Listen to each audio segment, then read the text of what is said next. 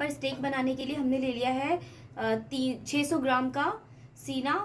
इसको हम थोड़ा सा इस तरीके से 2 tablespoon soya sauce, chilli sauce, teaspoon लहसुन का पाउडर और 1 टीस्पून भरकर हम इसमें शामिल करेंगे कुटी हुई लाल मिर्च। 1 टीस्पून भरकर हम इसमें शामिल करेंगे कुटी हुई काली मिर्च। 1 टीस्पून भरकर या फिर हस्बे जायका आप इसके अंदर शामिल करेंगे नमक।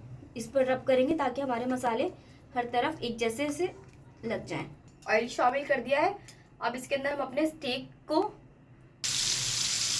सॉस बनाने के लिए यहाँ हमने 1 टेबल स्पून भरकर ऑयल शामिल किया है। अब इसके अंदर हम हाफ कप मशरूम, इसके अंदर हम शामिल करेंगे हाफ टी स्पून नमक और हाफ टी स्पून इसमें हम शामिल करेंगे कुटी हुई काली मिर्च। आपने डिस्कार्ड नहीं करना। अंदर हम 100 ग्राम क्रीम शामिल। सॉस इस वक्त बिल्कुल रेडी हो चुकी है। हमारी ये रेसिपी तैयार हो चुकी है।